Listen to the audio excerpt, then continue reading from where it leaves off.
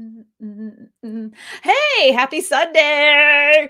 If you haven't noticed, Tanya's here with me again, but Hello. I hope everybody's having a fantastic Sunday. So we have a lot to talk about because last week on my last live stream, as you know, we were talking about there was an article that had come out that they said that it looked like new construction prices were going to go down. And then sure enough, this week has like the lumber prices have gone up, up, up. And so now they're talking about how new construction prices might be going up. We're going to be talking about that article a little bit later, but there's a couple things that I want to mention to you. So in my MLS, for the first time in a year, I have seen foreclosures that have actually hit the market, which is fantastic news for people that are looking for affordable housing options. One, because if you're looking at HUD foreclosures, HUD, you can go to HUDhomestore.com. I am not affiliated with them whatsoever. They just are a government agency that has foreclosed properties that were financed through like federal financed foreclosed properties that had been foreclosed on and they're put back on the market. You can go to that website and you can bid on those homes. The great thing about HUDhomestore.com is the fact that if you do make a bid, you're not fighting with investors, because for the first 14 days that they're on the market, they're only taking owner occupants first, right? So even if it was on the 14th day and the investor came in with their offer, most likely they're going to be looking at your offer even heavier than they would an investor. Their goal is to give it to a single family owner, not to an investor. So, just be on the lookout if you've been looking for a more affordable housing option and you want to look for a house that could be, like basically a fixer upper because they are foreclosed properties. You could look at HUDhomestore.com. The other good thing about doing that is that they do take federally backed loans. They will give you closing costs. They do allow you to have inspection periods. It is more of like along the traditional home buying process before we got into this home buying frenzy. The other thing I want to mention is if you're having a hard time finding one, is there is a website called foreclosure.com, which I am associated with. I do have an affiliate link. It is in the description, and they will give you the foreclosures that are in your area that are not on the MLS, that are not on Zillow or Redfin or all those other places. They're kind of like the back end foreclosures. So if you're interested in doing that, you can do that as well. But you will be fighting with investors for those foreclosed properties, just to FYI you. So now I got that all out, but I want to say thank you very much to one of my subscribers. Look, everybody knows in my big cup is some a big thing of tea, and they brought me their favorite tea, which is Egyptian licorice mint. Ooh, yum. Sounds super scary, not gonna lie. First of all, it's caffeine free, but I'm willing to give it a shot because I think at night I have a hard time sleeping. So I think I'm going to give this a whirly whirl and see how this goes. And I know that licorice is supposedly good for your tummy if you have a belly aches. And I always have cheesy belly because I'm always anxious. I'm the most anxious person in the world. Like if I was an animal, I'd be a chihuahua, like. So if you guys do not remember, who is this? This is Tanya. Tanya Cool. Like, does she not have the coolest last name? It's not spelled COOL, but it's still just as cool, right? Hi, everyone. She is from Pittsburgh, Pennsylvania. She is a real estate agent, and she is going to be chiming in. She's here visiting in Baton Rouge while her husband does some work out here. So while she's here, she's learning from me on how I live stream and just hanging out, talking about real estate stuff because that's what we like to do. I also have another guest. Her name is Sarah. I cannot say her last name correctly. Malowski. Maslowski. That. Yes. That. Sarah. She was supposed to be here last week, but then she willed a snowstorm to go to her area in Georgia. And then so we had to postpone to this week. So Sarah, thank you so much for coming back and not willing snow and an electrical storm or whatever else was supposed to be coming your way this week. So we're glad to have you. And we're going to be talking about the lumber prices. If you hadn't noticed, there was a poll at the top there that said, do you think that lumber prices are going to cause the home new construction to come up? And Eddie, can you show the article that we showed last week real quick? Eddie is the producer in the background. He's going to be showing this particular article that I showed last week because there was this. I don't know. Some people get these things in their head. They're like, "Oh, because of the market now, people are more relaxed," and it's like the surge of new home builds may slow rising prices. And I thought the article was absolutely ridiculous. And if you want to watch that stream, you can just go to last week's live stream show. But then this week. This week, just like I didn't predict that lumber prices were going to go up this high, but there was no way that home prices for new home builds was going to go tanking either. So, and he's going to be showing up this article as soon as he gets it up. Here we go.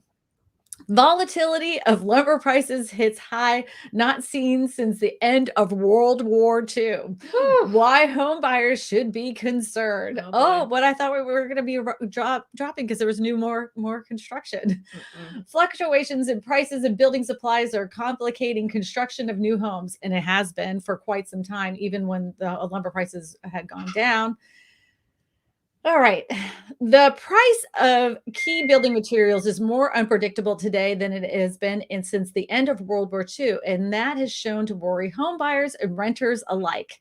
A recent analysis from the National Association of Home Builders examined the recent uptick in cost of building materials, which was 1.5 in December per the Bureau of Labor and Statistics. The overall increase was driven largely by the rising cost of lumber. The price of softwood lumber has increased 45% since September, per the data from the federal government. And other data just suggests that price mills are charging for lumber used to frame up homes has tripled since August. Rising prices are one problem, but volatility is another. Over the course of the pandemic, lumber prices have fluctuated dramatically between 1,947 between 1947 and 20 in 2019 2019. The monthly charge in price of soft lumber average of since January 2020, though it has averaged 12%. Is there a beeping? I keep hearing a bell. That's on my end. I'll fix it. My apologies. Please. That's annoying. So from end of World War II to 2019, 0.3% change in softwood lumber prices. In the last 12 months, it has averaged 12%. Chew on that for a minute.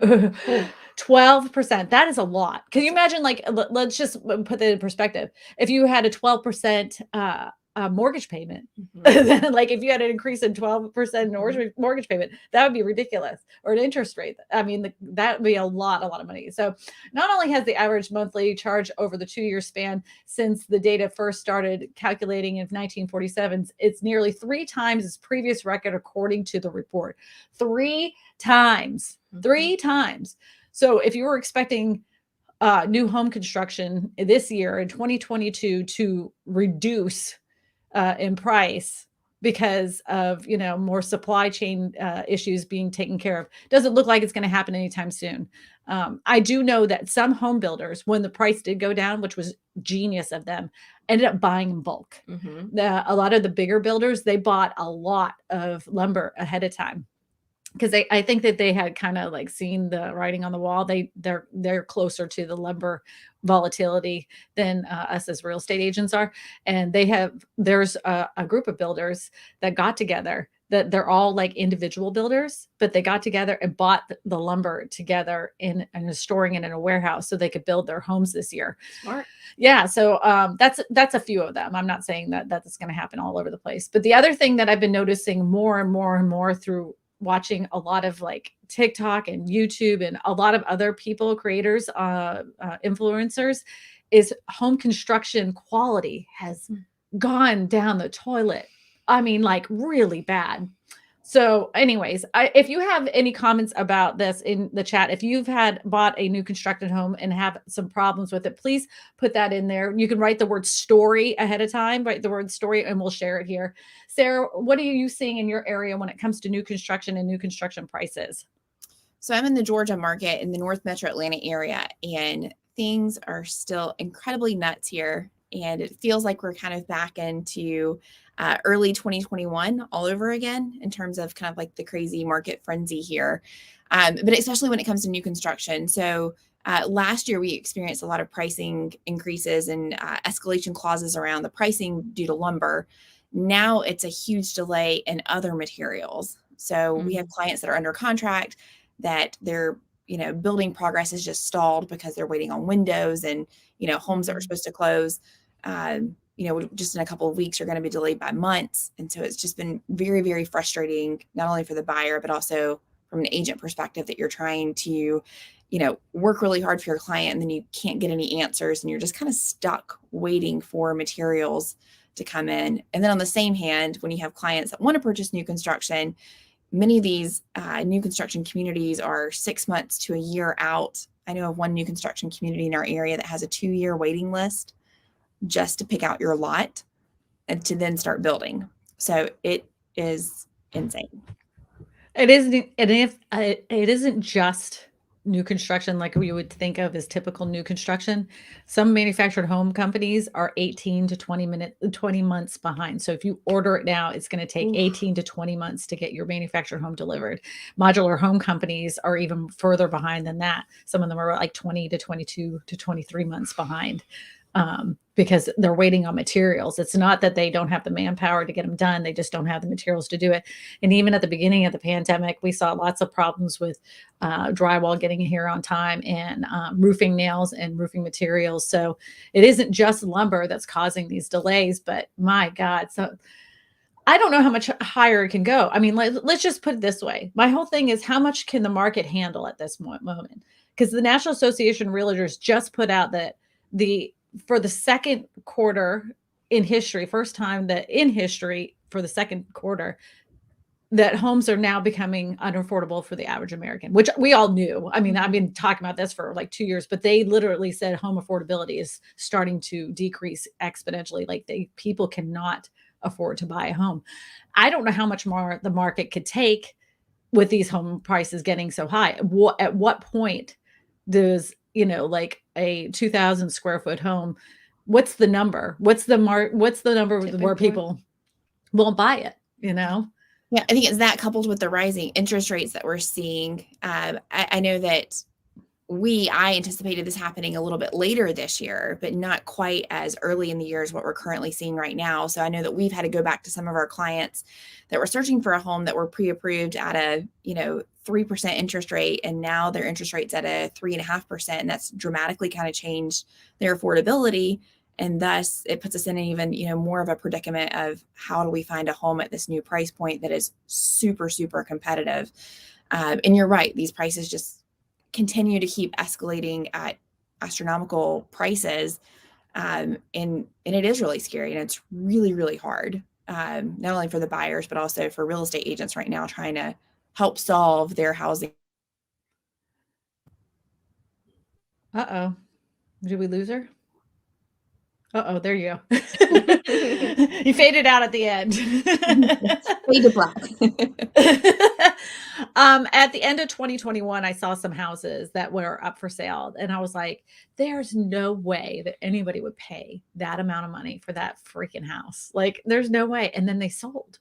I was shocked. They were sold. And then a few more were going on the market. Then I was like, it's kind of like nobody cares anymore. Like they're just like, it was like nobody cared. You just would stick a price tag on anything, and like people would just go ahead and scoop it up.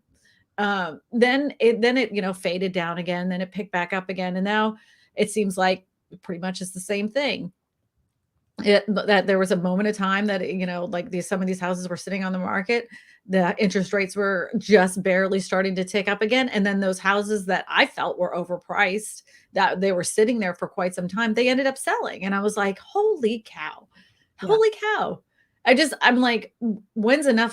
Because I mean, don't get me wrong. I mean, like, of course I want sellers to make money, but good Lord, some of these houses gone up 150,000. I'm like, that is not worth $300,000. That house is, but obviously it is. The market said it was, but I'm just like, well, and the reality is I'm not seeing people actually quote unquote make that money, because in my market in Pittsburgh, 80% of sellers are buyers. Mhm. They're selling something to get into something else. They're selling the family home to get into a retirement condo. They're selling the starter home to get into a move up home. So those gains aren't being realized because they're just being rolled over into something else that's also in the higher part of the market. So when, that's an issue for people who are trying to enter the market, but people who are, unless they're exiting the market, they're not actually capitalizing on that, those increased prices.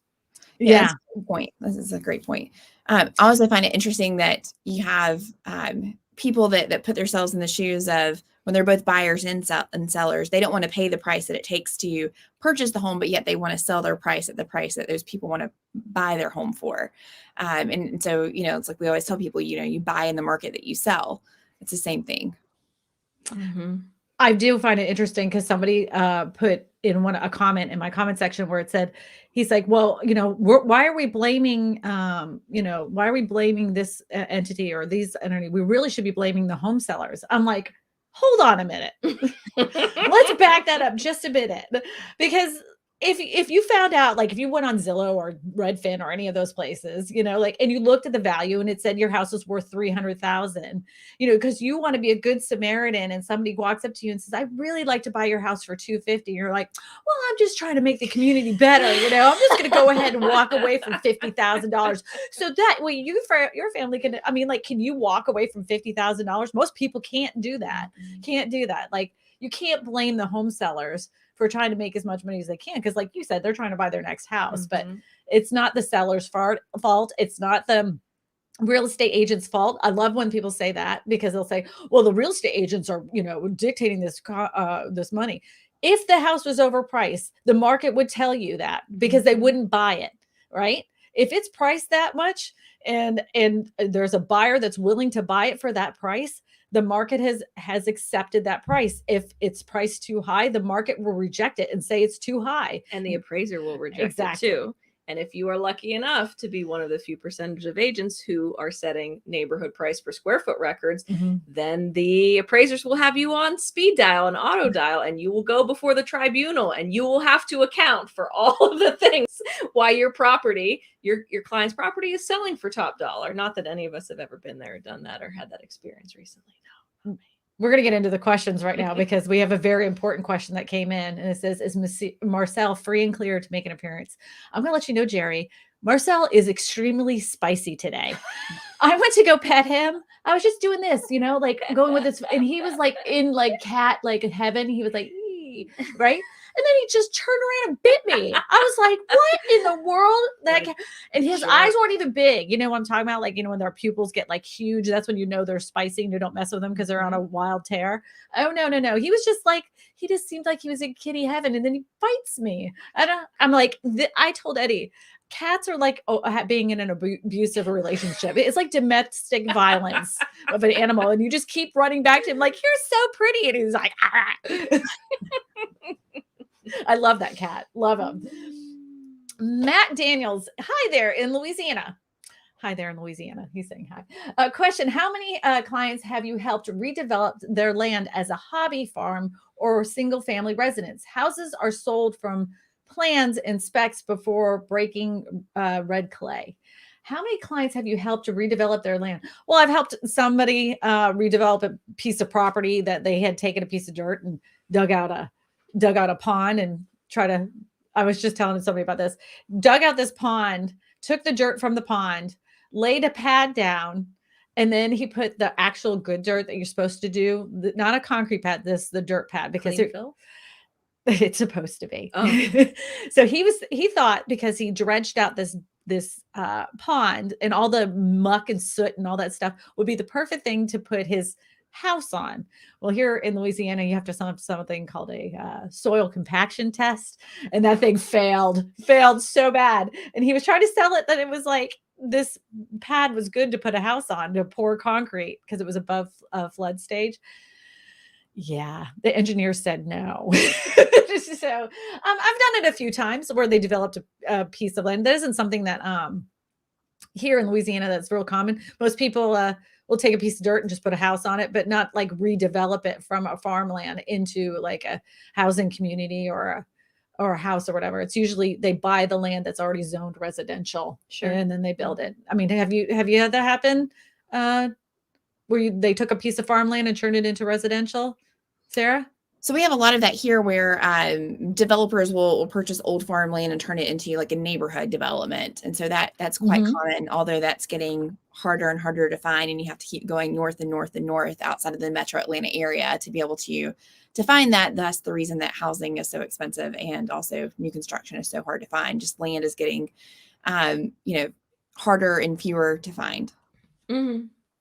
That's common. Like, I remember living in Atlanta around Roswell, and Alpharetta at that time was like Alpharetta, but now it's like a booming metropolis. But like at the time, it was full of cow pastures and stuff, and that's what people were doing. They were just selling off pieces of farmland. Is there any more farmland in Alpharetta, or did they sell it all off now? It is all gone. All Yeah, it's all the land gone. is gone. Yeah, I remember that, but, yeah, it's not real big here where I'm at because I'm in the Way Country and we're in the flood zone area, and we have a lo it takes a lot to have a subdivision built here. It isn't just the fact that it's going from a farm to residential, that's not the issue. We have a infrastructure problem where you can build as many neighborhoods you want. We can get plenty of people that want to move into this area, but we're not taking care of the infrastructure itself. So they've had a, new home building freeze for quite some time. So if the builder had already developed the land and the lots and everything, they're already approved, but there's no new development for quite some, well, I won't say quite some time until somebody pays enough money to make that lifted. Then we'll see what happens. But I would like for them to get our roads situated. We've had a big issue with our roads here in Louisiana. Anybody who's driven on the Louisiana roads, you know, Yeah. knock out your fillings. Shannon says, question: do you think impact will be in a steady or especially strong metro markets like LA, New York, San Francisco, DC, et cetera? Do you think the impact? The lumber Yeah, shortage and interest rates. I think where the biggest impact is where there's a lot of new construction. So, for instance, Austin, Texas, San Antonio, Texas, all through Florida. I don't like places like LA, New York. I don't know how much new construction there is. They're Almost usually it's non-existent. non-existent because there are already buildings there. I'm not. I don't think that they're going to have as big of a impact from lumber prices like we are going to have in these areas that are booming, booming. Like Austin's like one of the craziest real estate markets I've ever seen. What do you think, Sarah? Um, uh, Sarah. I I mean, it's obviously playing out right here in our market right now. Just everything is so expensive, and typically, when you have a hard time finding a resale home, the answer for your clients is, "Okay, let's go explore new construction." And we can't do that here just because there's such long wait times, and most builders here are not pricing homes until they get, about 8 weeks away from finishing the house. So then that creates timing problems too, and more competition. So new construction used to kind of be like a fail safe for us, Right. and now it's not that anymore. It's kind of like the wild wild west. I have a question for you, Sarah. So this started like in 2020. At the beginning of 2020, I had heard about in California because of the rising home prices that you could negotiate a home for, let's just say 500,000 in California. Then by the time it got to the closing table, they were asking for an additional $60,000 because of the cost of building materials. I'm like, so they're renegotiating the cost of the home right before closing? She said, yes, absolutely. I was like, what in the world? California is crazy. I thought that was totally nuts. Then, as the lumber prices from December 12th of 2021, those came up again. That same thing, like they were saying, that's what home builders were doing in our area. In Texas, they had no choice. Some people were even like they were totally priced out of their home. They had sold their house. They were waiting for it to be constructed. They said it's going to take you another 100,000 to purchase it. They were canceling contracts because they knew they could even get more than the 100,000. Like, this is gonna be a mess again. That's what I think. I don't know. Like, was that a thing there? Is that how they do it in Atlanta? So at the beginning of the pandemic, this was not a thing. And as it started in other big cities, it now become a thing. So most builders do now have an escalation clause in their contract that states that if building cost materials go up, they have the right to increase the price to account for those increase in materials. I had two clients within the past 6 months back out of a contract because of increase in cost and what the builder was, already communicating. And this was before they had even broken ground on their house. So it is such a scary predicament, and that's why a lot of builders here have gone to the thing where they're Sarah, not what were those building houses. percentages, if you know off the top of your head, that the clients ended up getting those numbers? I guess it was an increase of about 10% higher than what they were under contract for. And so a lot of builders, in order to kind of prevent that, because it is it's an awkward conversation. It leaves a bad taste in buyer's mouth. It creates, kind of bad juju out there. So what they have done is that they started to not build houses from the ground up. They are just strictly building spec houses, and they are not pricing them and releasing them to the public until they get about 8 weeks away from being completed. So you won't see them in the house. And some are even kind of creating like a waiting list, and then there's like a bidding process for those houses whenever they're 8 weeks from being completed. But that's what's made it so difficult, is that if you have someone that's trying to time like a buy and sell, and they want to sell and kind of have control over knowing when they can move into their new house, you can't do that anymore here, because so they don't get to choose the cabinets or the colors or anything like that. It's like, this is you want a house or not? Yeah, this is, you get what you get. You don't throw a fit. Correct. Yes. Oh my gosh. I'm so tired of this. I'm so tired of this. I'm so sick of living in unprecedented times. I just want some normalcy again. I'm so tired of this. But I do want to, Eddie, hold that question real quick, because I'm going to put something out. Somebody said, I thought this was cute. So can't we just go in the woods and chop some trees down and split our own wood? I just thought that was funny. Chris, there's actually a great Wall Street Journal podcast about processed lumber versus raw lumber. How processed lumber is what we pay for as opposed to raw lumber, and the availability of planing mills. If you really want to get into the weeds of your question, but it was funny. But if you want to know, if you want to nerd out, that's where you go. I saw that come through and I was like, oh my gosh, I have to address that. So Eddie, go ahead and put your question up. He's going to go back to it. Here it is. It says, Mike says, what are the long-term repercussions to the broad economy if young people are spending historically high percentages of their earnings on massive mortgages going forward? So I have a lot to say on this. You go. You go ahead. Okay. So what we are seeing in Pittsburgh is, regardless of price point, because like in 2021, I helped people buy houses between 80,000 and 800,000. What I've seen in almost all first-time home buyer situations is the great American wealth transfer from boomers to millennials. Parents, aunts, uncles, grandparents are helping people with their down payments to offset those massive mortgages. And seeing that at all price points, really, truly.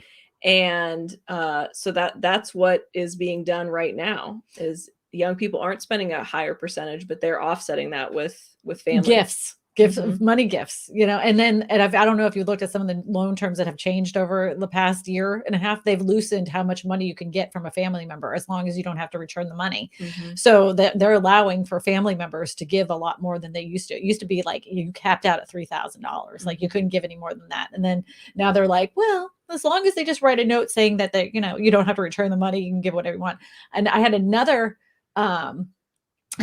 girl who cashed out her 401k. She was like, this thing has been a piece of garbage since the day I got it. She goes, I'm going into a Roth IRA, and then I'm going to take that money and use that as a down payment, so I don't have to pay PMI insurance, right? So, I mean, they're finding more creative ways to be able to afford a home, and so they don't have to do the PMI. But the thing is like, those situations, when you hear it from people that are my age, it's like, why would you cash out your 401k? Like, that immediately makes me sweat in my dreams, but they're going to own a piece of the American dream. So they're going to find one way or another, whether it's getting it from, from somebody in their family, or, cashing out their 401ks, or some of them have side hustles. These kids, everybody likes to say, oh, the people are lazy. No. They're not lazy. They come up with creative ways. Eddie says there are early postgraduate years were marked by the tough job market that led to wage stagnation. The typical 40-year-old head of household, millennials, earns about $73,000 a year. 40 years old, though. At 40 years old, they make $73,000. Boomers earned about $72,000 at that age, while Gen X earned about $68,000. We're slackers. According to the boomers, Bloomberg analysts of Federal Reserve. The Fed data is based on households and age of the person responding to the Fed survey. That I'll say that wages have remained stagnant since 1989. We've seen that. That is, there's no doubt about it. Wages haven't kept up with soaring living costs for everything from healthcare, housing, creating a financial imbalance that's been difficult for 40-year-old millennials to rectify. Here's the other thing, though. We have to throw in student loans on top of that. the cost of education and what people are paying now on student loans is nowhere near that of what, our parents paid. Medicine, medical insurance, student loans, inflation in general, and the income that, like the secretary makes is the same income that my dad's secretary, who's been retired for 40 years, has been making. That is impossible for someone to live on. And here's the other thing that I'm addressing in a video that is coming up, because it's really bothering me that there hasn't been more attention to this. In every single city, you can see tent cities, right? So those are people that are working just above minimum wage, and they have no choice to either but live in their car or live in a tent. And some of them, they're lucky if they have a tent, right?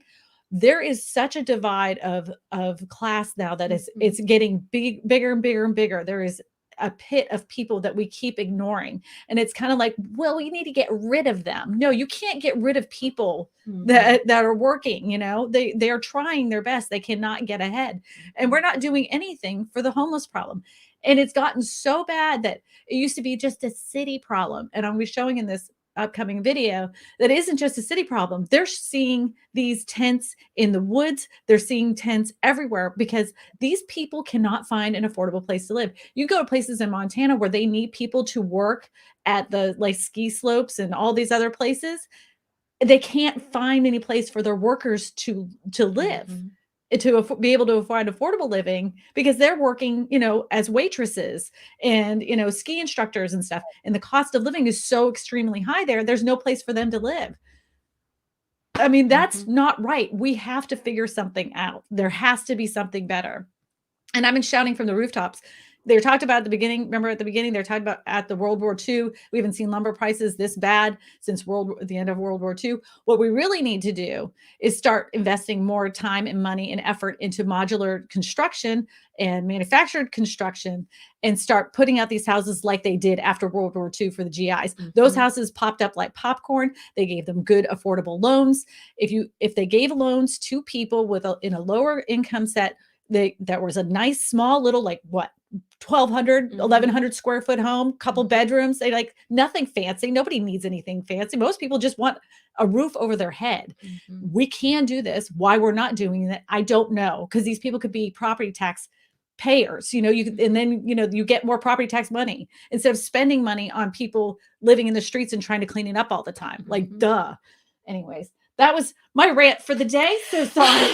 Take a break. I'll go ahead and step off my pedestal there for a second there. Just holding my breath listening to it. I'm sorry.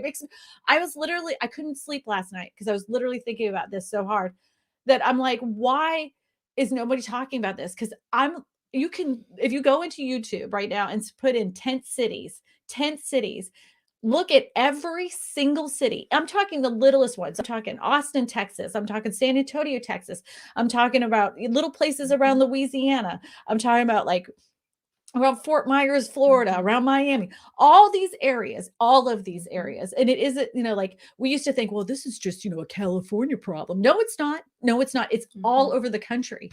And we're not talking about it. And we should be talking about it because we shouldn't be leaving people in the streets. We need to have these conversations. Yes, we cannot leave people in the streets. Why are we doing this to people? Why are we allowing this to happen? It makes me so upset. Does. I'm sorry.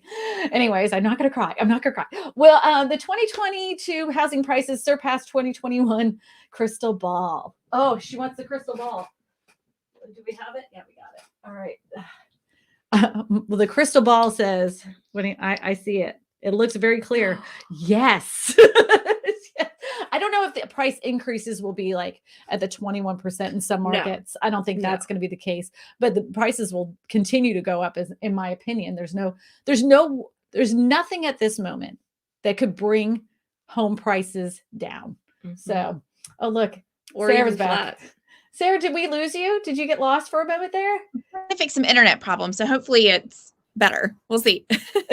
It's that snow. It's that snow in Metro ATL. They don't like it. So the home prices. One thing that has me a little bit worried in our area is that, in the fall of 2021, we experienced a little bit more inventory coming on the market. We weren't seeing these crazy bidding wars. that we had back in early 2021, late 2020. And now it feels like in the past 4 to 6 weeks, we're like right back where we started from. So Absolutely. So houses with 70 to 120 showings, waiting in line for 30 or 40 minutes on a Saturday just to get into the house to see it. 40 offers on homes. There was one, my teammate was showing a house and it was priced within my client's budget, 900,000, which you would think is pretty Good money, yeah. respectable price point to be in. And this home ended up selling for 1.2. And that's just so hard to this is just affecting all price points in our market, and it's insane. So home prices are not going anywhere, and I feel incredibly bad. I had a client who we were searching for a home in 2020, and they had very specific needs of what they needed, and it was kind of like finding a unicorn, and we found the unicorn. Long story short, this buyer decided to back out of this house for kind of silly reasons. And, here I am trying to say, like, this is not going to come up again. Like, you're not going to find a house in this price point. It's only going to get much more expensive. Well, here we are almost 2 years later. They're still trying to find this home, but their mind is still back in that price point that they were in 2 years ago. And they were looking for a ranch on a basement. And now you can only find a ranch home in that price point. Like, you have to spend at least another 100, 150 to get that basement. And it's just heartbreaking because you want to go back and shake them and be like, oh, you should have done this 2 years ago. We don't set the market conditions. The market is what the market is. Right. Yeah. I have to ask though, was the reason because, the thing is I all of a sudden got a bad vibe when I walked in. I wasn't sure. I don't know. I just all of a sudden have a bad vibe. Even better. They wanted a finished basement with an apartment. And that was elusive in their price point. So this basement was probably 60% finished. And they backed out of it because I should have told them how much it was going to be to finish the basement. And I should have known that they couldn't have afforded that. Well, by golly, over this past 2 years, they could have afforded to put that money in there with what they've spent on rent. And then they would have had, an extra $100,000 more in equity in their house had they bought that 2 years ago. But, that's a better excuse than a bad vibe. I've gotten that one. I was like, all of a sudden, I just feel like a bad vibe. and then they're like, I should have bought that house, Or the worst is when the parents enter the discussions, when they've consulted. Hey, now. Parents, Here we go. Yeah. Cece Moon says, I wonder when the middle class will be non-existent. I think we're pretty much non-existent. I think it's the haves and have-nots. There's people that are so insanely rich that we can't even imagine the amount of money that they have. Like, I think it was every second of every day is like, Jeff Bezos makes like $30,000 or something like that, something ridiculous, some astronomical amount of money. And then the amount that those same people pay in taxes is like minuscule. Like, I pay more than Jeff Bezos. And then the people were like, well, the thing is he's got better tax attorneys than you. I'm like, but it shouldn't be that way. It shouldn't be that the person that just is making a regular living has to pay more taxes than a guy who's making, $30,000 per second, They could buy up half the country with a blink of an eye. CBS Sunday Morning Show did a story on this morning, and they said that back in the mid-90s, there were 76 billionaires in the world. And now, today, there are 760 billionaires. And their stories just went how they own all the money. Richer. Yep. Yeah, they own most of the money. Insane. It's kind of like I thought about this because I've had this on my brain when I thought about the Tin City. It kind of reminded me of like when you're reading history books and they're like the woman sitting there, let them eat cake as the people are starving to death, and they Marie Antoinette. Yeah, Marie Antoinette, like, and all the peasants and the workers were like revolting and like chopped her head off and all that other stuff, like. It made me think of that. Like, I just feel like all those people are just sitting there and watching all of us suffer with the lumber prices, and they're toying with us, like, let's just see how much they will pay so we can make even more money. Let's just keep messing with the markets. Yeah, we'll mess with the housing market. We'll mess with the stock market. We'll mess with the crypto market. We're going to keep messing with them to see how much they're willing to pay. I think it's a big giant game to them. I think that they sit there and just laugh at all of us that are working our tails off like we're ants in an anthill. But that's just me. Michael Smith says, what market conditions will decrease rent prices? How close do rents mirror the housing prices? It's literally a reflection. Every time you see housing prices go up, right, rent prices go up. Now, I will say some smaller landlords, like my husband and I, we keep the rent set to what our mortgage payment is. So we have a couple rental properties. Yes, they're mortgaged. Um, and we just know what we need to make on our rent in order to cover the mortgage and what our spread is on our spreadsheet. And that's it. We don't charge any more of that. So we probably have the cheapest rent in the area. So if you're looking for an apartment, sometimes it's probably best to find those local little mom and pops that have the little sign out in the front that says for rent.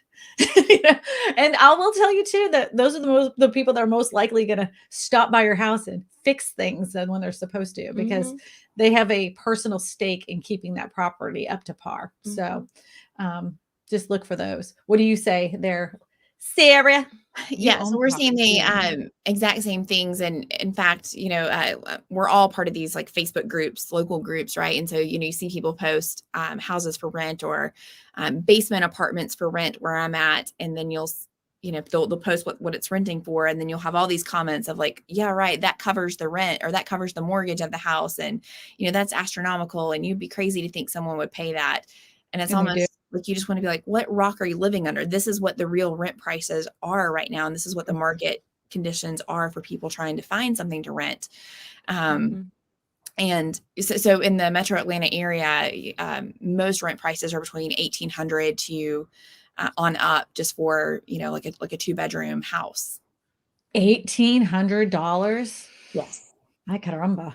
Well, how much do you pay? I have some more entry level rentals that are actually below $1,000 a month. And and the rent increases, I send a letter, usually an email or a text, and very clearly lay out that I am not making any more money.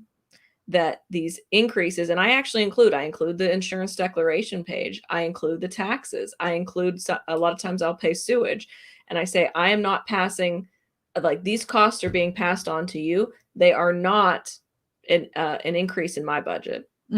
Yeah, right. So, we do the same thing. And some people take that to their employers and say, this is how much more money I need. And I encourage that dialogue with people. Sometimes employers are clueless how much rent is. They're like, well, I mean, how much is your rent? And then you tell them, like, I remember saying, like, it's $1,200. I remember my boss going, what? For an apartment? I'm like, yeah, it's $1,200. This was years ago. This is before I had kids. I'm like, yeah, it's $1,200. She was like, I had no idea. That's more than my mortgage. I'm like, well, can you find something cheaper, lady? Because I'd love to find that. This is in Orlando. People are I think sometimes people are clueless on what we pay. Casper has a question. My house is being built. I close at the end of May. I need to sell my current home by May. Should I sell on Open Door or a real estate agent? Should I sell now or wait until March to list? I have an opinion about this, and then I'll get to your opinion, and then I'll get to Sarah's. Sure, go. My opinion is this. If you want to make the most money you could possibly make on a house, I would not go with a company that's just going to give you an offer right off the bat. I would ask those companies that are just going to buy it up from underneath you, have them give you an offer, then meet with a real estate agent in your area and ask them, how much could you sell your house for? Okay. And just know that most people are waiving a lot of inspection and repairs and those kinds of things. I've noticed that when a lot of people take these offer type of homes, they get an offer that is extremely high, like so stupid high, right? But by the time that it gets to the point where they're about to close, when they get to closing, they're like, well, the thing is, if we'd love to give you this, we're still going to give you $450 for your house, but it needs a new roof. We need to have an air conditioning unit. This didn't pass. They'll say this didn't pass inspections. They'll give you all this other stuff so they reduce the price. They're like, be glad that we did this, because this could have been really hurtful for you if you had worked with somebody else, because they would have really raked you over the coals, which isn't the case. The thing is, I want you to know that in most states, I'm not saying all states, when it comes to your inspection and your inspection period, that's a negotiation thing. These are recommendations of things that should be fixed by the time it's closing. Unless you're having an FHA or VA loan that requires certain things to be repaired, most cases they're going to waive the inspection and you don't have to have any of those things fixed. There's suggestions of things that should be fixed before you move in. Doesn't mean they have to be fixed. So don't ever let anybody say to you, well, this failed an inspection. It doesn't exist. It doesn't exist. It doesn't exist. There is no failing an inspection unless it's a brand new home where this county and the city comes in and they say, well, that failed and the builder has to repair it. But it's just a resale home. In our state, in many states, I'm not saying all states, I could be incorrect about a couple. Inspections are just suggestions of repairs, that these are evidence of things that need to be repaired, but it doesn't mean that the seller has to repair them. So just FYI. What do you say, Sarah? Sarah, you there? Yes, I am. Sorry. It was frozen for a second.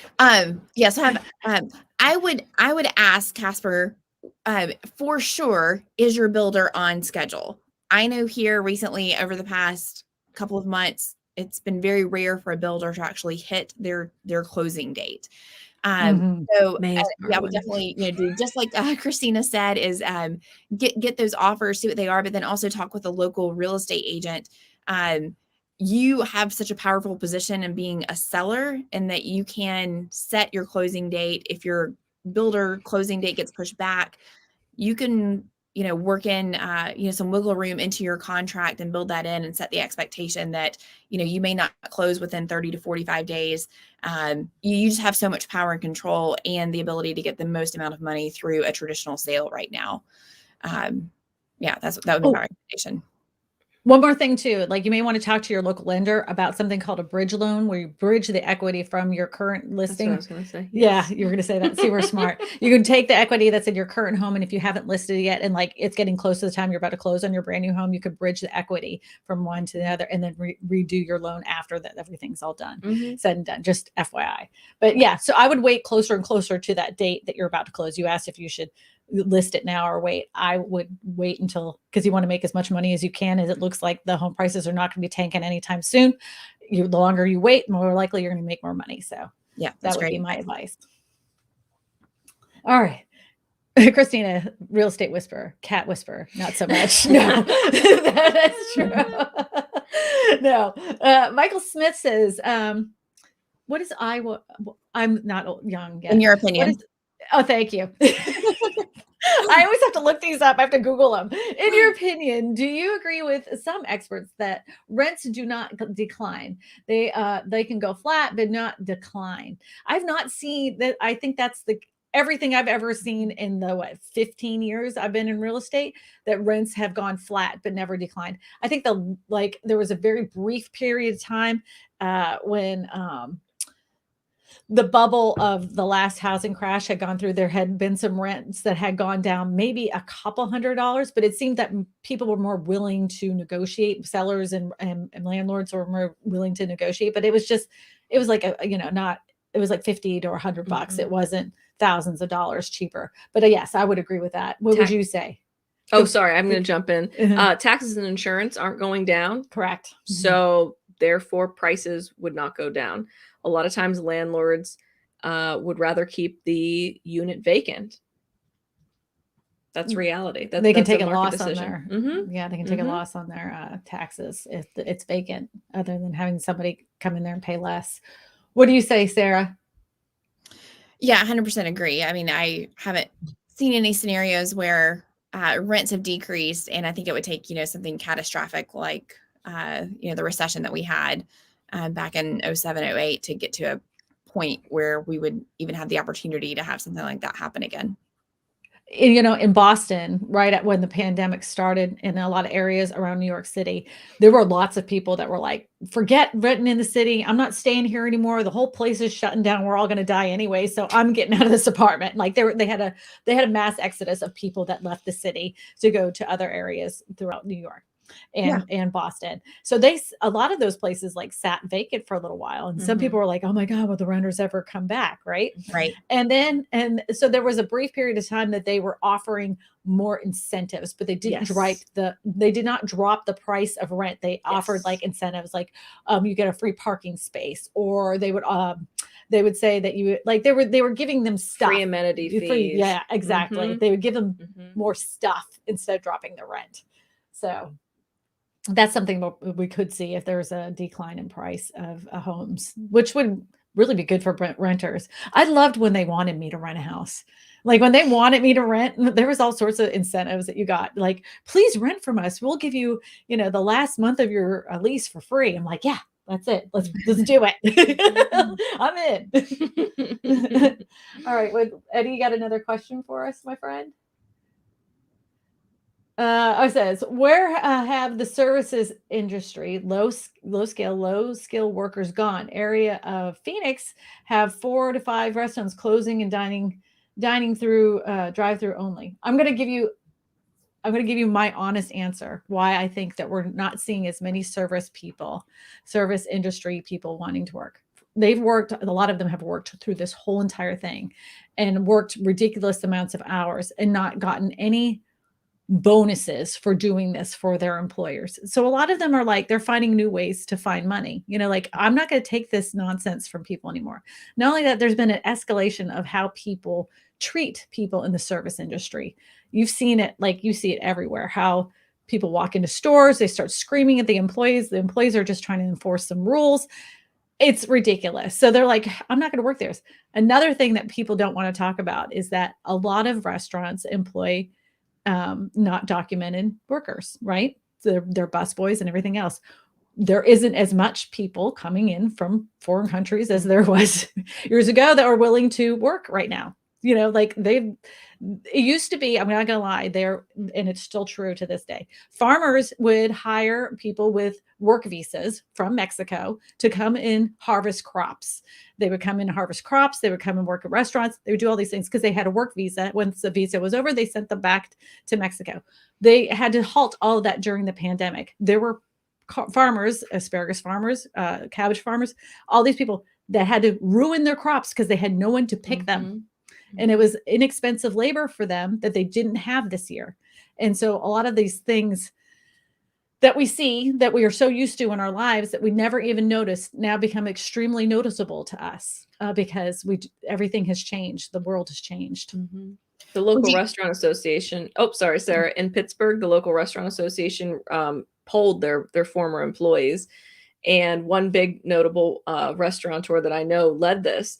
And what they found was 80% of people were working for food, Instacart, Amazon, things like that, warehouse jobs, and delivering groceries, picking groceries. So they were not sitting at home on unemployment, not working, because that doesn't exist. It runs out pretty quickly. But they had transferred to a wholly built out new sector and had no intentions of coming back because they had benefits and they had regular hours and stability. So, right. They can make their own work hours. What do you say, Sarah? I would also make the argument that we're now seeing kind of like a correction in the labor force where more employers are paying more living wages for jobs typically that probably would not be attractive to the service industry. I know like a big deal here in Georgia is that Hobby Lobby, they're now, minimum wage for their employees is $18 an hour.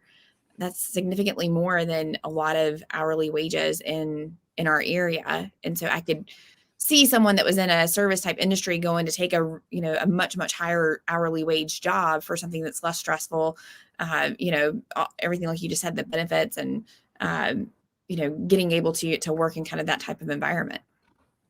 Okay. I can only imagine, like, my daughter works at Starbucks, and I just saw a video of a guy that had come in. It wasn't not her store, but there was a guy had come in. He didn't like his drink, and all the people behind there were obviously teenage girls, and he took it upon himself to have an absolute ever-loving hissy fit because his drink wasn't made correctly and threw it at the girls behind the counter.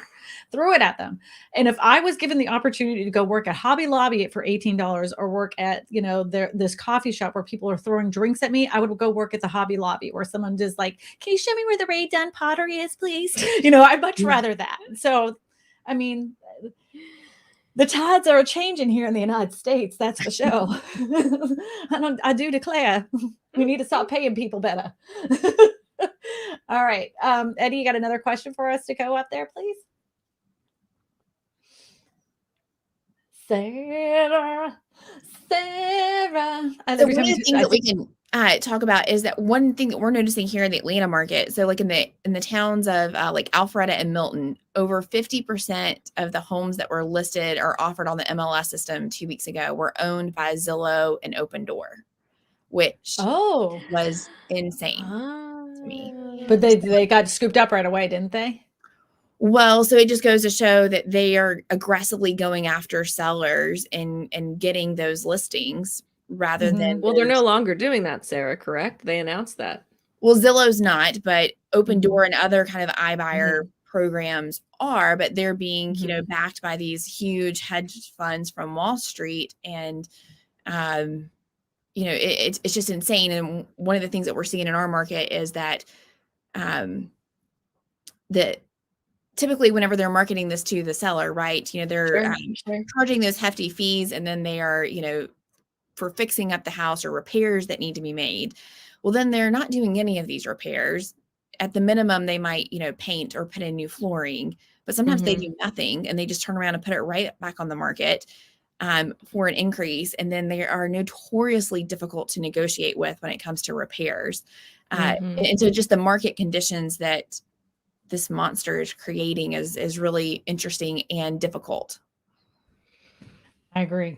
I encourage people to look at the net price always, because that's the fees are, 8-10%. So I know they always like to tuck in those fees. And if you're like confused on how to read those, you can like visit with your like local title office and say, what does this mean? What does this mean? And that most likely there's someone behind the counter go, hold on a minute, let me show you exactly what this means. That, people are genuinely kind, like have someone else look over those offers, not if you're a novice to what sneaky things people do.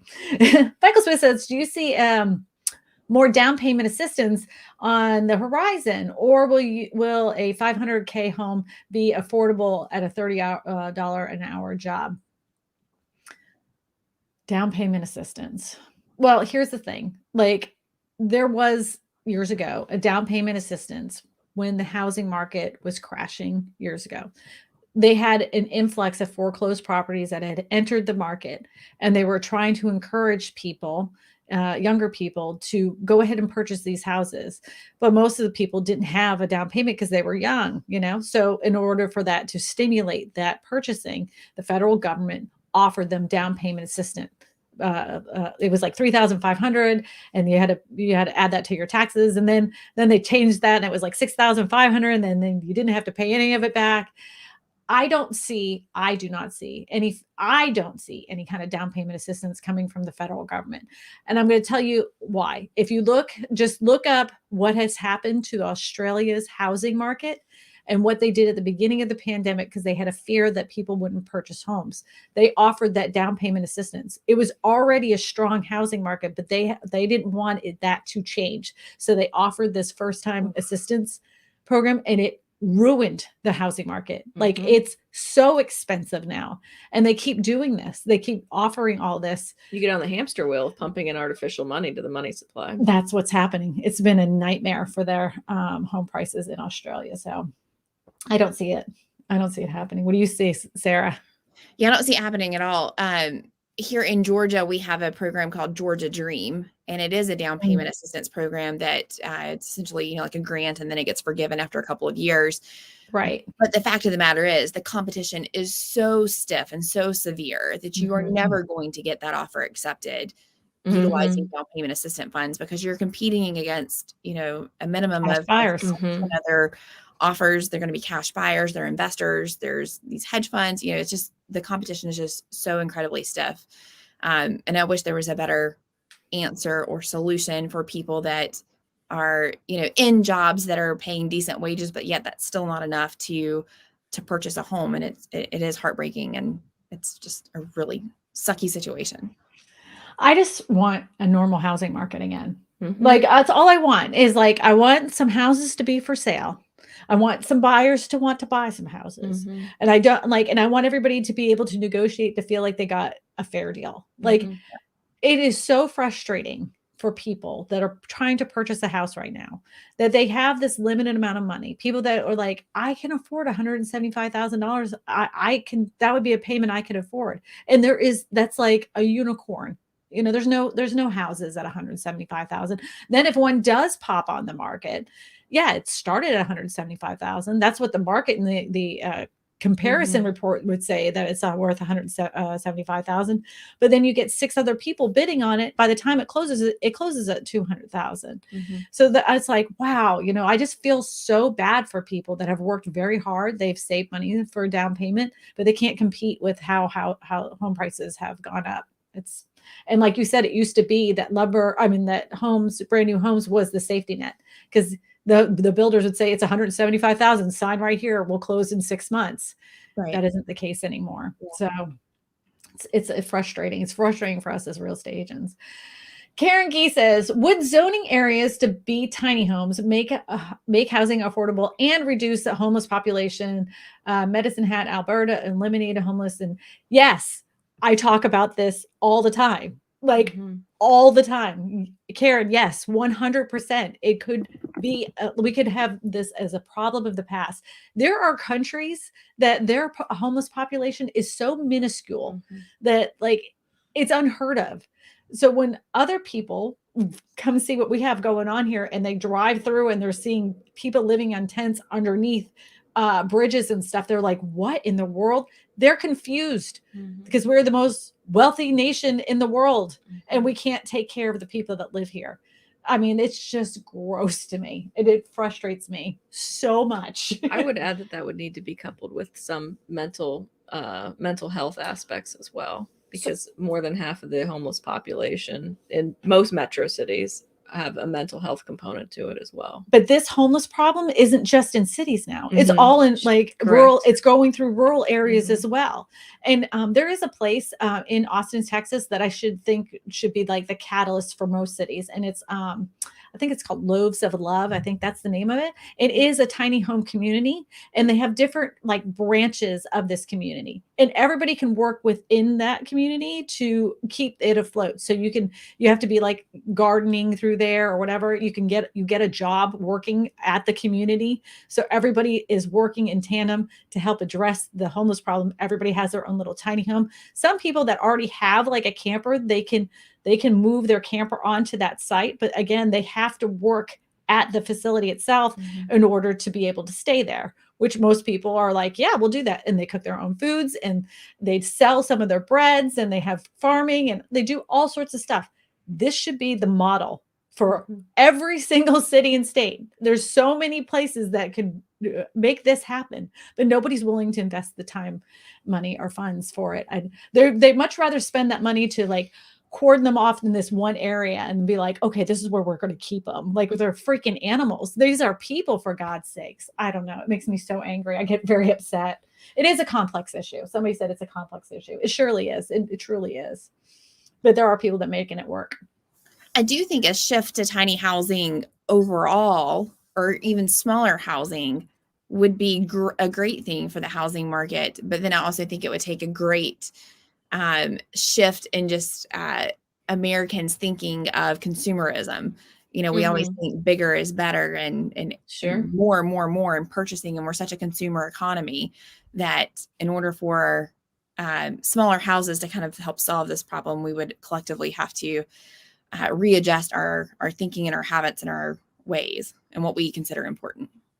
Well, we have plenty of, like, land. Like, the United States is one of those places that we have lots and lots of dirt. Mhm. Not every area does, but in areas like in Louisiana, like, those little houses would be scooped up instantaneously. Mhm. And it makes no sense to me that we don't offer this to people, because not only would they be scooped up instantaneously, then you have tax dollars. So you have these Right. houses that are very small. People have their own sense of pride because they own something, and then you would get tax dollars on these people to property taxes.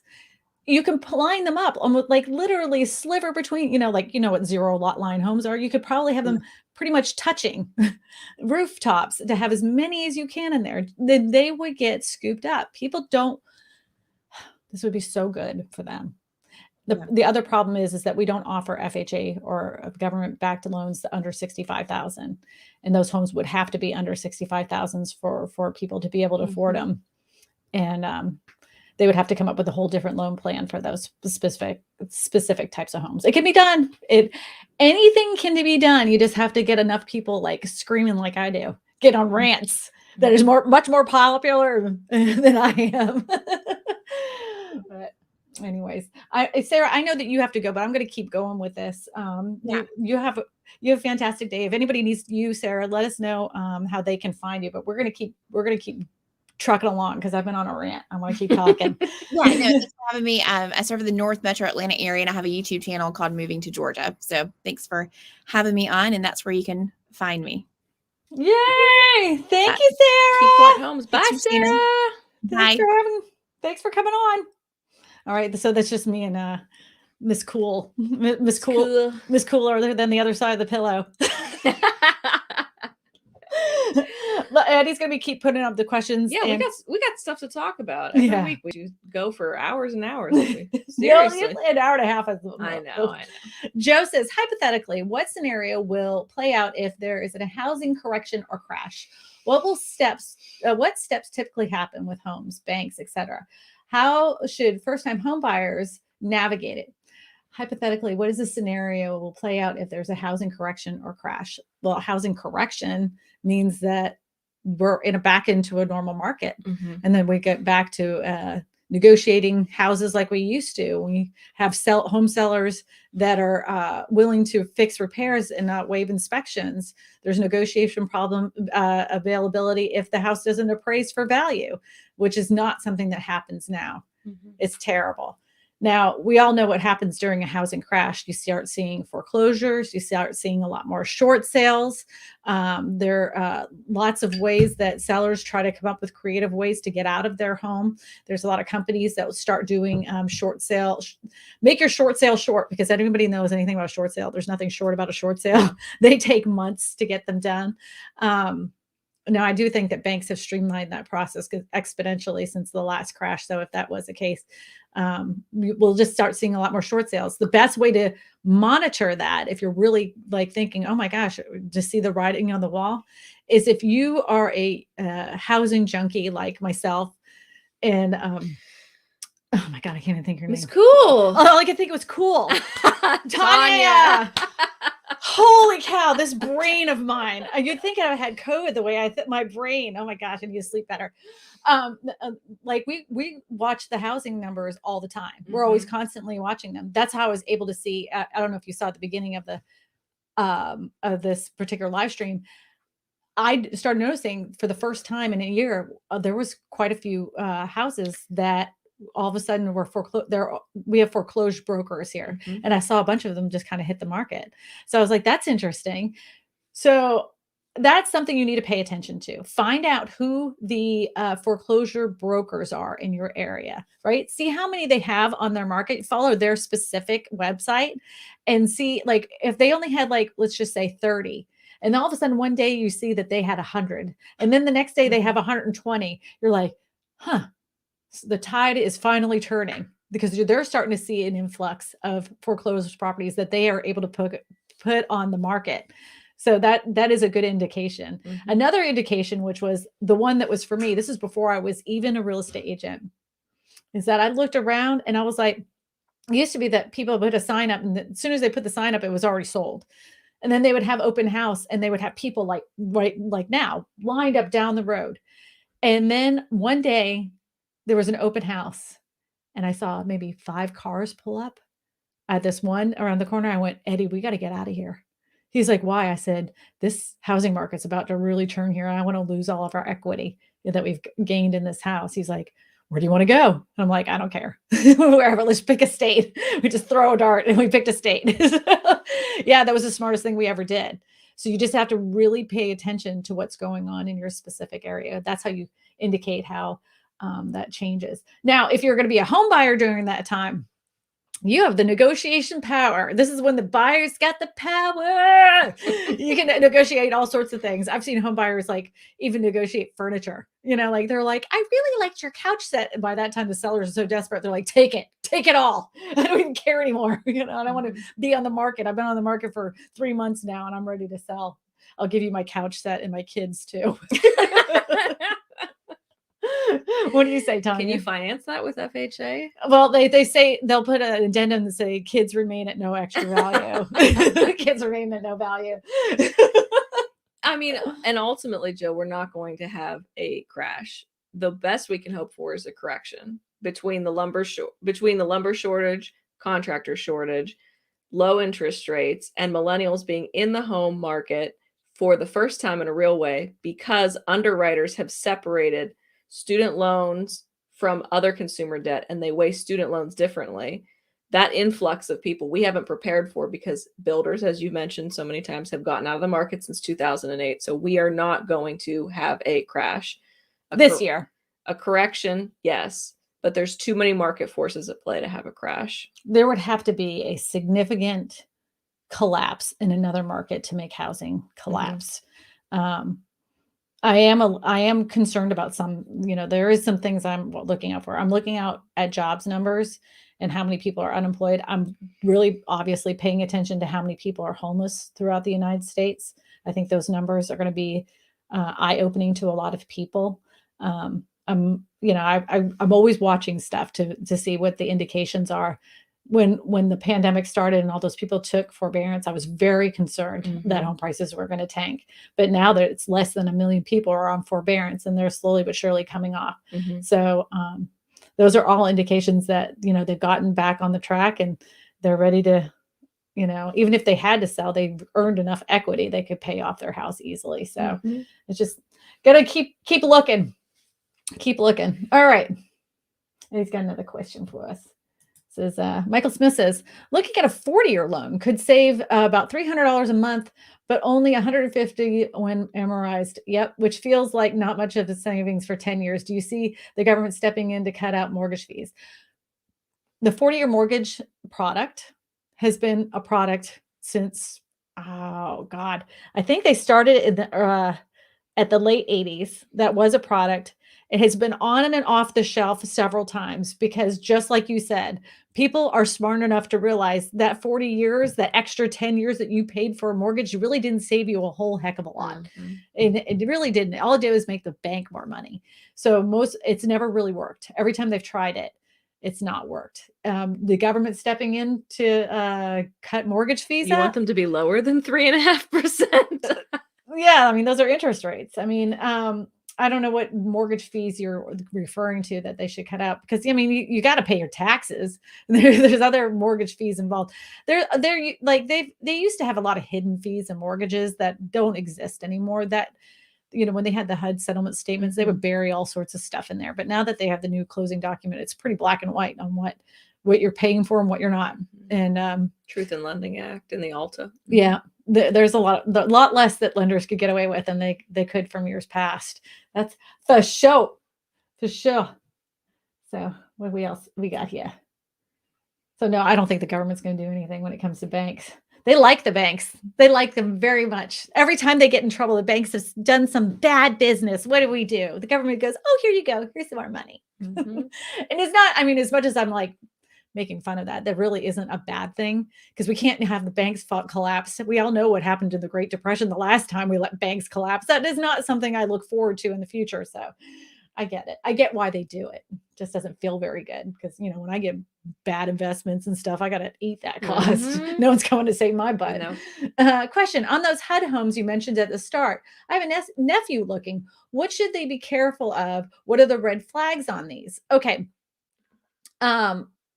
Just know ahead of time, these are HUD foreclosed properties. They are not going to be the most beautiful things on the earth. In many cases, you're going to they haven't been taken care of, right? So you're going to need paint. You may need to service the air conditioning unit. The good thing about this is they're pre-inspected. So HUD will give you an inspection, what they have done to the house to let you know, We repaired some roof. There's some drippage that had needed repaired. We updated the septic system, but that's it. That's all we're doing. They're not going to fix anything. That's the other thing. It is what it is. You're buying a house. This is what they've repaired. They're not doing anything else, and that's it. So that would be the thing that I would worry about. The other thing is if you find a real estate agent and they're like, oh, well, I don't know anything about HUD homes. Run, because there is a process when it comes to purchasing them, and you can't just be any real estate agent. You have to be certified by HUD. Yep. On their website, there is, find a HUD certified agent on there. So you can just click that little button. If you don't like that person, you can pick somebody else. It's not a big deal, but at least they would understand the paperwork process. Know that in some cases, typically, like a normal closing is like 30 to 45 days. Sometimes they're less. When it comes to a HUD, it can take more than that. It's possible. It could take 50 to 60 days.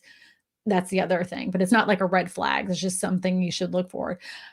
To me, there really isn't a downside of buying a HUD home. There really isn't, especially when you're young and you don't have a lot of money and you need to put a little like elbow grease into buying a property. This is one of those things that you're going to be doing a lot of sweat equity in order to increase the value of the property itself. But they're great homes. You got to have realistic expectations of the process and of your real estate agent, because HUD homes have very thin margins. Mm-hmm. So keep that in mind as well. Right. You're not going to be able to get a HUD home for, $100,000 less than the price, but they are negotiable. They don't flat out reject you. They will give you a number back.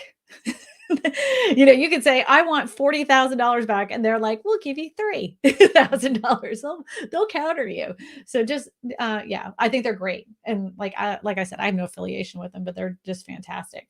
Oh, Tony has a story for us. I bought a house in May and it's been a nightmare.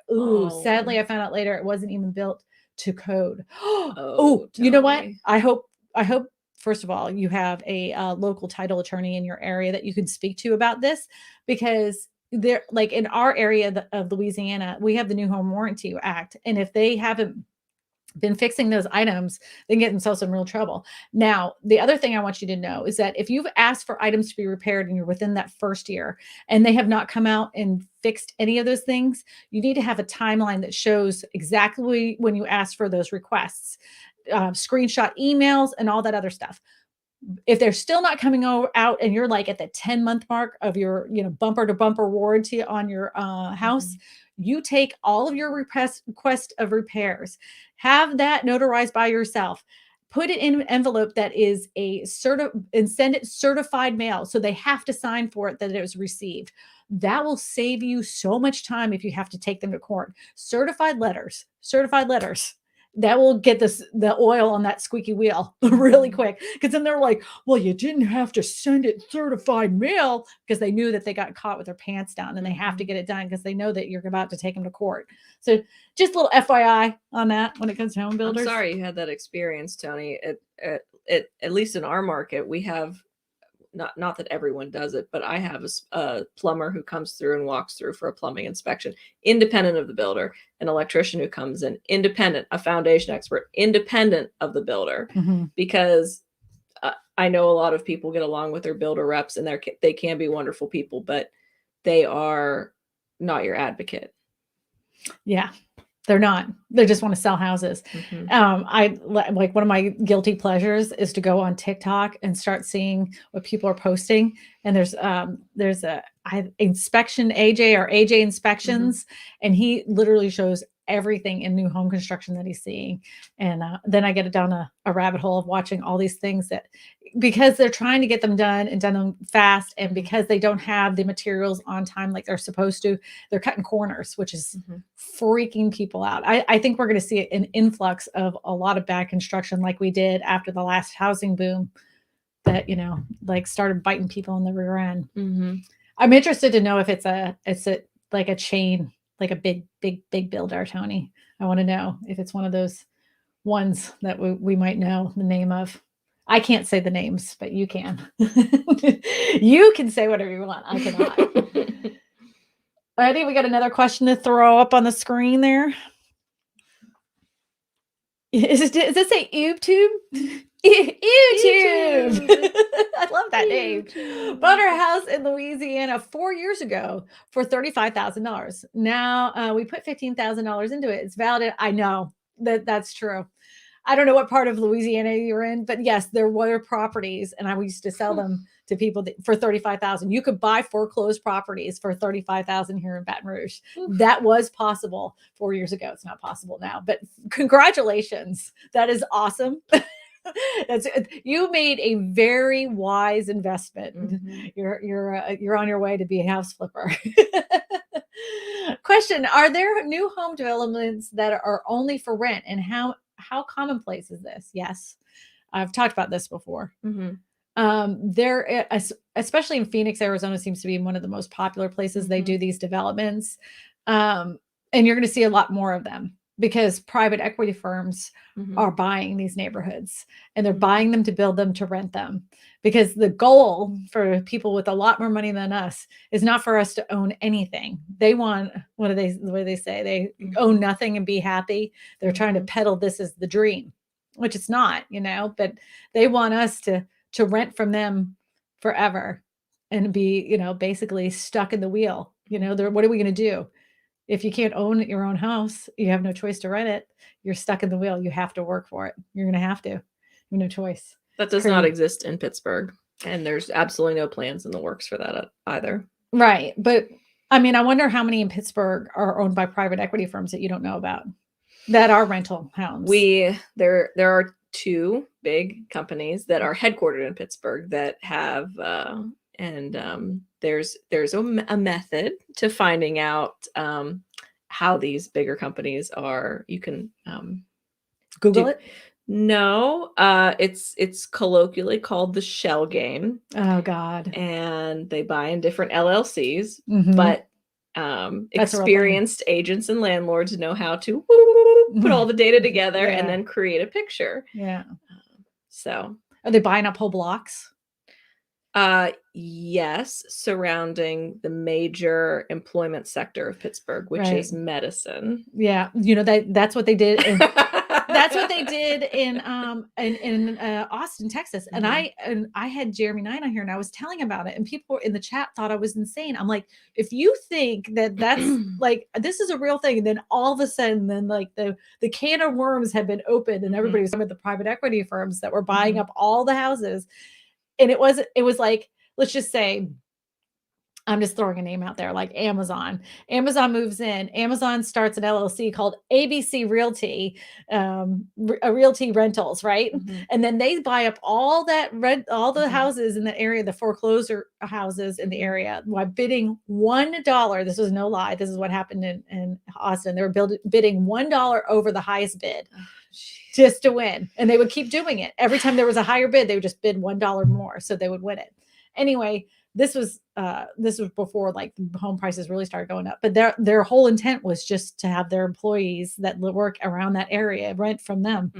I'm like, so you're paying them so they'll rent from you. Oh man, there's words for that. Yeah. So I not infrequently have sellers ask me, who is buying in that area, and I tell them transparently, and then sometimes they make offers, and sometimes these sellers are in a position where they can choose who they sell to, because that is their right. There is their right. That is their moral, legal, and ethical right. Right. We can't say anything. I mean, like, other than, like, this is who it is. That it's just public record. I love being the source of information. Yeah. I do. I love it. Yeah. Do you Ask me? Yeah. Do you know who ABC Realty LLC is? I do. Let me share. Let me show you their articles of incorporation that's posted online. Now you know who you're selling to. Yeah. Some people don't care. They just want the most money they can get. You can't blame them for that either. So, what is the word that you were going to say, that there was words for that? For what? That companies that buy out houses. The shell game. Oh, the shell game. That's what you call the shell game. Okay. I didn't know if you had more words. I'm like, do you have more colorful ones? There are more colorful words, but yeah. If you had a good potty word, I like a good potty word. And you want to go ahead and put up another question. Mr. Eddie. Eddie. It says, question, in Villa, is it Rica? Rica. Villa Rica. 4 bedrooms, 3 baths, 2,600 square feet, built mid 2018 for 227, listed 1/6/22, 365, went under contract at 114. I plan to list it in the spring. Any thoughts? So you just purchased this house on 114 for 365 and you plan on listing it again in the spring? You know what? I don't know, really understand your question. This is what I want you to do. Go to my website, go to KristinaSmallhorn.com, fill out the referral form, and that way I can get your like phone number and your email address, and we can talk on the phone, and I'll answer your questions. It'll be easier than doing this on a live stream. Yeah, just go to my website, KristinaSmallhorn.com, fill out the referral form, and I'll call you personally because I love a good conversation about real estate. Hello, Kristina. I know you did that. You did that. You called me. Well, look, it has been 1 hour and 25 minutes. I know Tanya here has got to go. I do have to go because I've drank so much tea. My bladder is calling my name. It was like, Christine, you're not going to make it much longer. And I didn't really want to make that kind of scene on live on live YouTube. So I hope everybody has a fantastic week. When it comes to lumber prices, keep your eye out. See what's going on in your area when it comes to new construction. I also, if you happen to find any articles about the 10 cities in your specific area, please email them to me. You can just email it at info@KristinaSmallhorn.com. I'm using it for a video that's coming up because even though this may not bring me a lot of views, it's one of those things, it's a passion thing that I really want to talk about so we can all have a conversation about a complex issue. Like somebody said, this is a very complex issue, and it is, but I do want to talk about it. So, all right, everybody say goodbye to Tanya and say thank you to Eddie. Eddie, do you want to tell everybody how to find Tanya on the Hold Interwebs? Unless you on the interwebs. He's on the interwebs. You have a website, right? I do. What is your website? Oh, there. TanyaCole.com. See, cool. Tanya Cool. That's what I said. It wasn't spelled COOL. And I have a sweet little video down there. You can get to know me. Yeah. And Eddie, thank you so much. You're always the man with the plan behind the scenes. That is for sure. The best producer ever. He is the best producer ever. So those are real homes that I've sold too. They're not stock images. Everyone asks me that. Liar, pants on fire. We all know everybody's lying in the social media game. Oh, look, there's Tanya. There she is. There she is. Tanya is the cooler than the other side of the pillow. Everybody, you have a fantastic week. Thank you so much for spending the last hour and a half with Tanya and I, and we will see you next week. Bye-bye. All right, we're going to dance our way out. Everybody dance, because as Eddie's ending the stream, this is what I do. I dance my way out, and it's all in my head. I need a stream that actually has music. But in the meantime, you get to hear the voices in my head that are actually have music. They're singing, and this is what I'm dancing to.